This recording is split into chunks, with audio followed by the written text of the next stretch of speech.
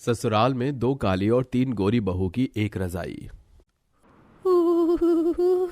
बहुत ठंड लग रही है। जेठानी जी थोड़ा उधर हो जाइए। बहुत मतलबी है ना आप तो, ना रजाई दे रही हैं ना चटाई। हम दोनों जमीन पर आ गए हैं। हाँ दीदी, मिहिका, नैना दीदी हो जाइए ना। अरे क्या है तुम दोनों काली बहुओं को, चैन नहीं है क्या? रात में सोने भी नहीं दे रही हो। देखो खिड़की खुली छोड़ दी तुमने, जाओ जाकर बंद करो। खिड़की आपकी तरफ है, आप ही बंद कर दीजिए ना जेठानी जी। हम क्यों करें, तुम ही उठो। वैसे भी हम बड़े हैं, दोनों छोटी हो, तुम्हें हमारी बात माननी होगी। मैं ही कर देती हूँ।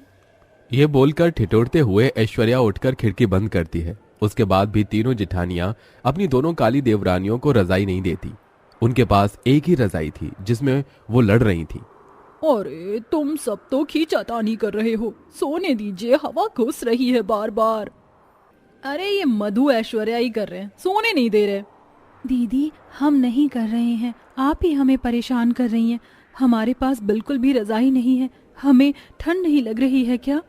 पांचों बेटे एक रजाई में अपनी गहरी नींद में थे, पर सास अर्पिता बहुओं के शोर से उठकर कहती है, अरे कम वक्त बहुओं, रात के 1:30 बजे इतना शोर मचा रही हो, सो नहीं सकती? हमें भी परेशान कर रही हो। मेरे चोरे दिन भर काम करते रहते हैं, उनको भी जगाओगी क्या?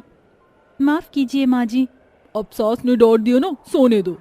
ये बोलकर तीनों जेठानियां आराम से रजाई में सो जाती हैं और दोनों काली देवरानियां रजाई से बाहर ठंड में ठिठुरती हुई सोने लगती हैं। दीदी हमेशा हमें ही क्यों सुनना पड़ता है, जबकि हमारी कोई गलती नहीं थी। ठंड लग रही है। ठंड तो मुझे भी लग रही है, रुक मैं कोई चादर लाती हूँ, उसी में ही सो जाएंगे। फिर ऐश्वर्या एक पतली चादर लाती है जिसे ओढ़कर दोनों जैसे तैसे सो जाती हैं।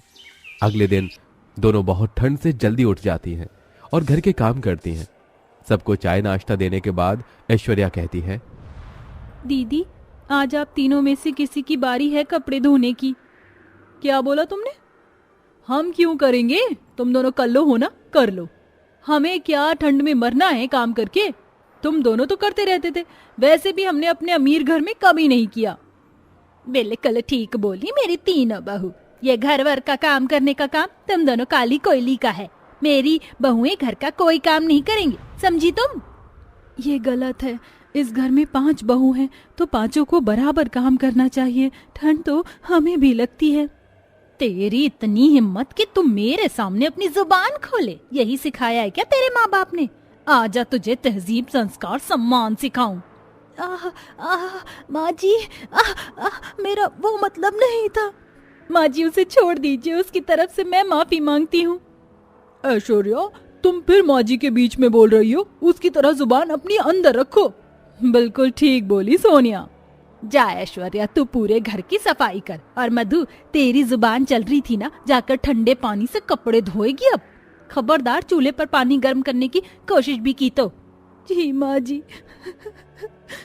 ऐश्वर्या घर की सफाई करने में जुट जाती है और मधु कपड़े धोने जाती है। जहाँ हैंडपंप से जमीन का पानी आता तो गर्म है, पर जानबूझकर तीनों गोरी जिठानियां उसमें बर्फ के टुकड़े डाल देती हैं, जिससे मधु को कपड़े धोने में और ठंड लगे। ये पानी तो बहुत ठंडा है, आज तो हाथ जम गए और काम ही नहीं कर पा रहे, ऊपर से इतने सारे कपड़े रखे हैं। तभी सोनिया ढेर सारे सर्दी के मोटे मोटे स्वेटर और गंदे कपड़े उसके सामने पटक देती है।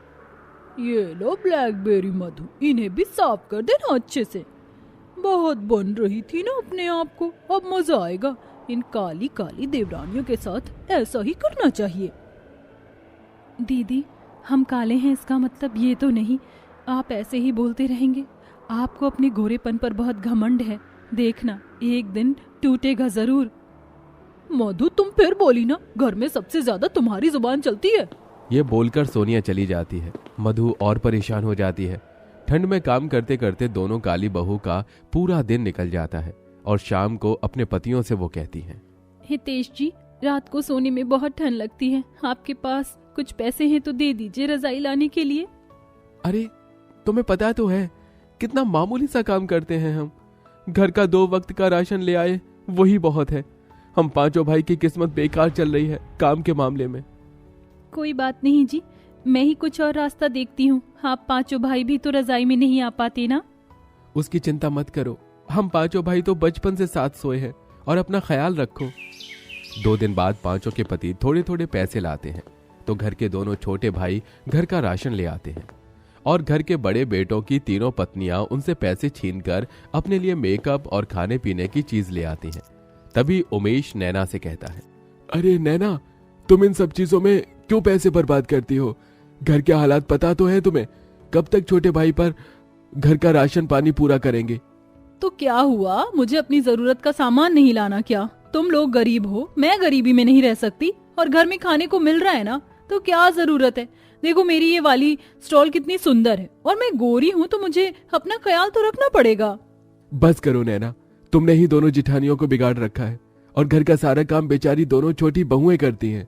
वो दोनों कल्लो उसी के लायक हैं। ये बोलकर नैना खाने लग जाती है। ऐसे ही सर्दी के दिन गुजरते हैं। घर का सारा काम दोनों छोटी काली देवरानियां ही करती थी। सास और तीनों जेठानियां बात बात पर उनको कालेपन के ताने और काम करने पर भी इतना अत्याचार करती थी कि दोनों की हालत खराब होती थी।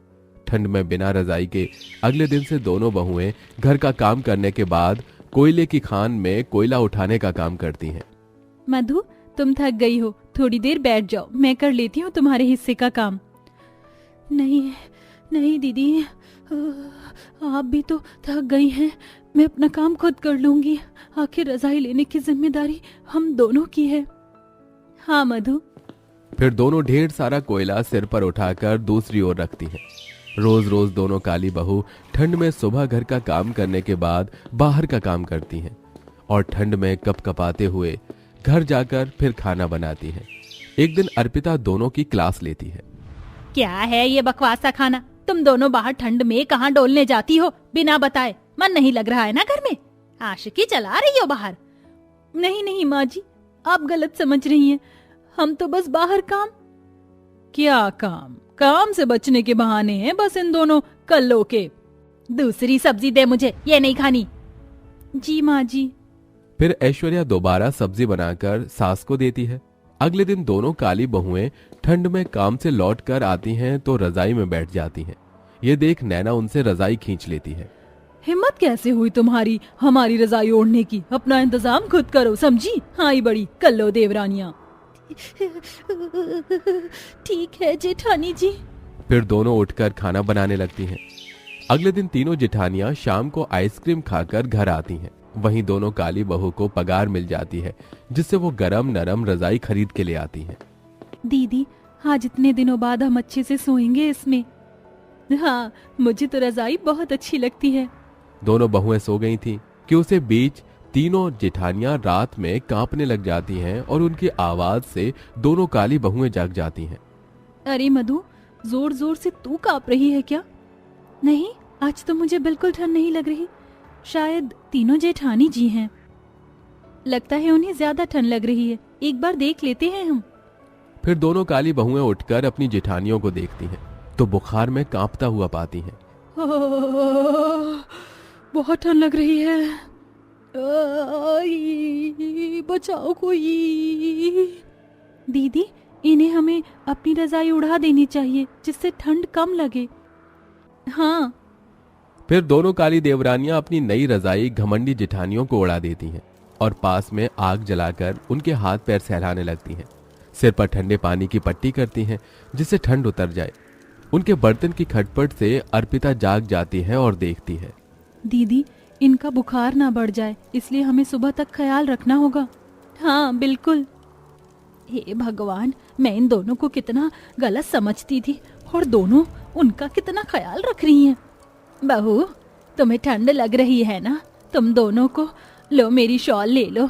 मधु, मैं तेरे लिए भी लेकर आती हूँ। अरे माँ जी, आप हमारी फिक्र मत कीजिए, आप सो जाइए। फिर अर्पिता मधु को शॉल लाकर देती है और सो जाती है। अगले दिन भी दोनों काली बहुएं उनका ख्याल रखती हैं, अपने हाथों से काढ़ा और खाना बनाकर खिलाती पिलाती हैं। तीनों का बुखार कम होता है और अपनी गलती का एहसास करते हुए वो कहती हैं, हम तीनों ने तुम दोनों के साथ बहुत गलत किया। यहाँ तक कि माँ जी ने भी हमारा ही पक्ष लिया, घर का सारा काम किया ठंडे पानी में। इसके बाद भी तुम दोनों ने हमारा ख्याल रखा, यहाँ तक कि रात भर जगी रही। क्यों? हाँ मधु, ऐश्वर्या, इतना होने के बाद भी तुमने हमारा ख्याल क्यों रखा? हमें बहुत शर्मिंदगी महसूस हो रही है अब। हो सके तो हमें माफ कर दो। आज के बाद हम पांचों कभी नहीं लड़ेंगे और तुम्हें जो कालेपन के ताने दिए उसके लिए अलग से सॉरी। आप तीनों को अपनी गलती का पछतावा हो गया और हमें अपना लिया। बस अब माफी की कोई जरूरत नहीं है। हाँ दीदी, बस परिवार एक साथ रहे, यही खुशी चाहिए। अब से बिल्कुल ऐसा ही होगा।